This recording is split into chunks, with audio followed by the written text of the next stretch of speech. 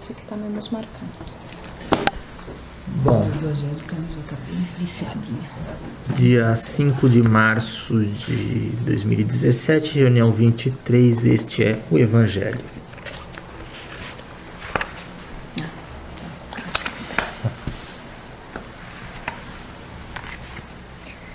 Capítulo 3. Há muitas moradas na casa de meu pai. Item 19. Progressão dos mundos. O progresso é lei da natureza. A essa lei, todos os seres da criação, animados e inanimados, foram submetidos pela bondade de Deus, que quer que tudo se engrandeça e prospere. A própria descrição, que aos homens parece termo final de todas as coisas, é apenas um meio de se chegar, pela transformação, a um estado mais perfeito, visto que tudo morre para renascer e nada sofre o aniquilamento.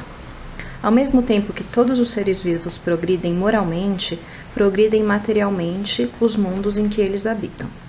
Quem pudesse acompanhar um mundo em suas diferentes fases, desde o instante em que se aglomeraram os primeiros átomos destinados a constituí-lo, vê-lo-ia percorrer uma escala incessantemente progressiva, mas de degraus imperceptíveis para cada geração, e a oferecer aos seus habitantes uma morada cada vez mais agradável, à medida que eles próprios avançam na senda do progresso. Marcham assim paralelamente o progresso do homem, o dos animais, seus auxiliares, o dos vegetais e o da habitação, porquanto nada em a natureza permanece estacionária. Quão grandiosa é a ideia e digna da majestade do Criador. Quanto, ao contrário, é mesquinha e indigna do seu poder, a que concentra a sua solicitude e a sua providência no imperceptível grão de areia que é a terra e restringe a humanidade aos poucos homens que a habitam. Segundo aquela lei, este mundo esteve material e moralmente num estado inferior ao que em que hoje se acha e se alçará sob esse duplo aspecto a um grau mais elevado. Ele há chegado a um dos seus períodos de transformação, em que, de orbe expiatório, mudar-se-á em planeta de regeneração, onde os homens serão ditosos, porque nele imperará a lei de Deus. Santo Agostinho, Paris, 1862. Bom, aqui foi, na verdade, a parte final, né, do capítulo, mas que é a ideia da lei de Deus, de que a gente está sempre evoluindo, está sempre melhorando. Então, mesmo quando a gente pensa que... eu não sei se foi na vez passada que o André falou, porque às vezes a gente julga, né, o outro e fala, poxa, aquela pessoa é má, aquela pessoa fez errado, mas ela está melhor do que era ontem, né, e melhor do que era, de repente, numa outra vida. Então, é o tempo dela. E a gente não pode julgar também os outros pelo tempo deles. E isso, que às vezes a gente pode parecer que não tá meio estacionado, mas a ideia é sempre aprender novas coisas para melhorar. Então, na verdade, é a ideia. Não sei, não pensei muito mais coisas que isso, mas mais de que está sempre melhorando, mas cada um a seu tempo. São etapas de evolução, né? Cada uma é uma etapa. Aqui, quando você estava lendo, eu sempre lembro daquela fala do Portela, quando ele mostra todo o universo. Quem é você? Como é que é? Quem é você? Você sabe com quem você está falando? Você isso. tem tempo para escutar? Então, assim, quando ele mostra todo o universo, ele vai fechando, até que ele fala, você é isso aqui, né? Muito pequenininho, né? Frente a essa grandeza do universo, né? Eu acho que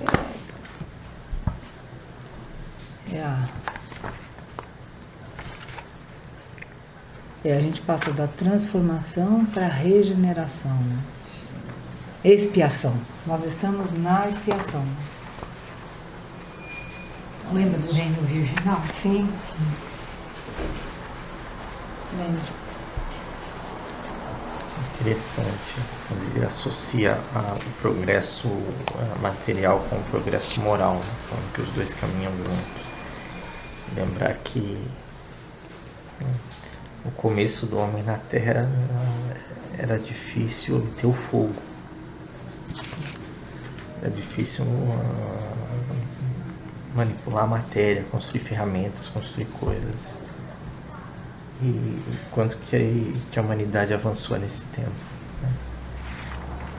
E, ao mesmo tempo, eu me lembro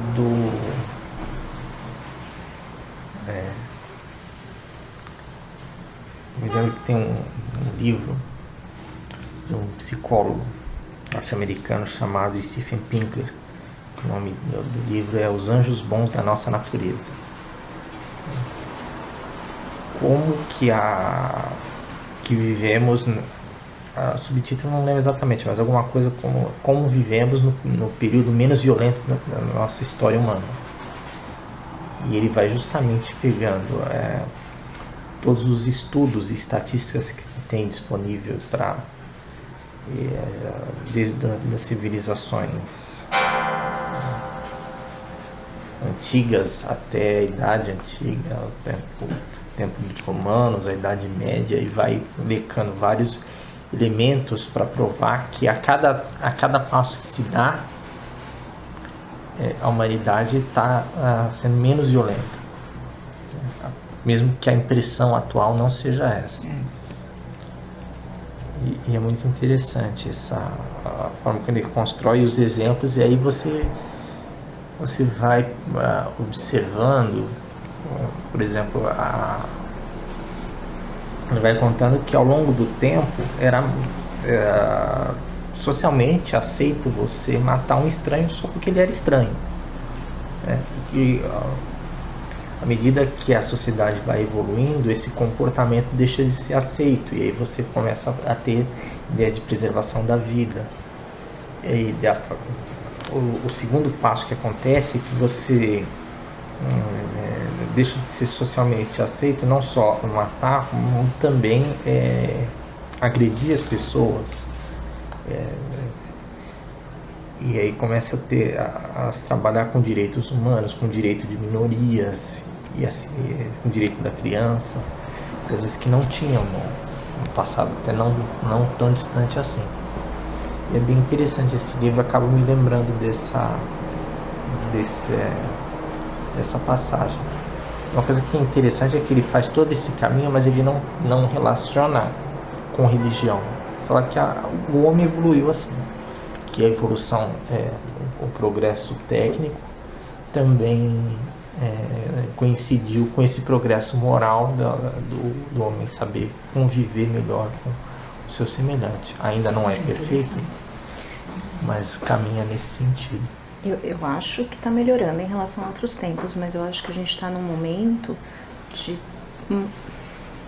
do aumento, diminuição da violência física, mas talvez um pequeno aumento da violência verbal, por conta de redes sociais e tal, que as pessoas não ficam cara a cara, às vezes esquecem que existe uma outra pessoa do outro lado, e existe um ataque.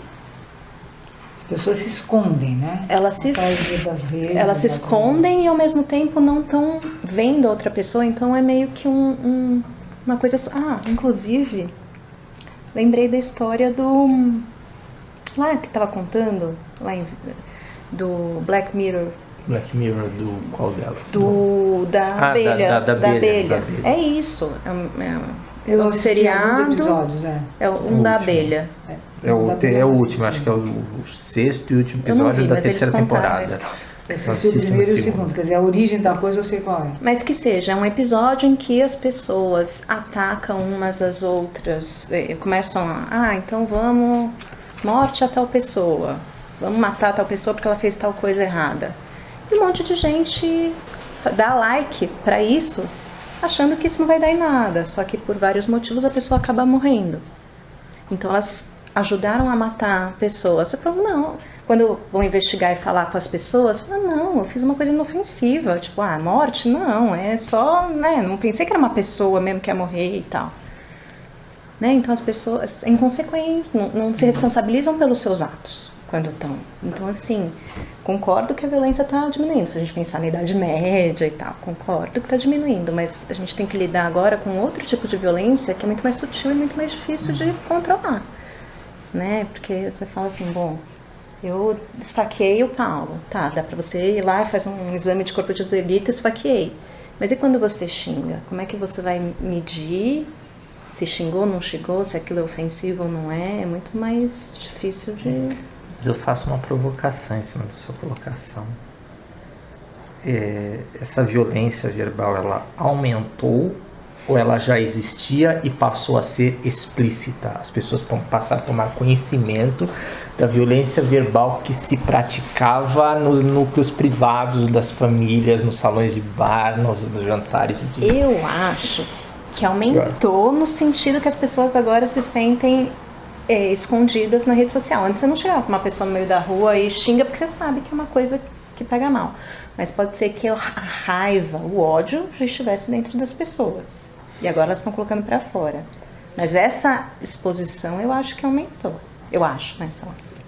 Porque eu tenho a impressão que ela não aumentou. Eu tenho a impressão que isso já acontecia, mas acontecia naquelas reuniões privadas, naquelas conversas, nas fofocas, nas conversas privadas. Ela falava não, aquele cara, aquele é vagabundo, aquele não sei o que, né? Onde se via, né? Só que antes eu tava falando só com você. Agora, eu tava falando só com meu amigo, falando no bar. Agora isso tá sendo falando. Isso agora tá sendo falado na internet para todo mundo ver. Eu acho que eu diria que não tem um aumento, tem uma exposição de uma coisa que antes era privada. E de repente a rede social é um facilitador dessa violência, que não deixa de ser uma violência. É uma violência. Mas é um facilitador, realmente. Eu diria mais um divulgador. Facilitador, eu acho, também.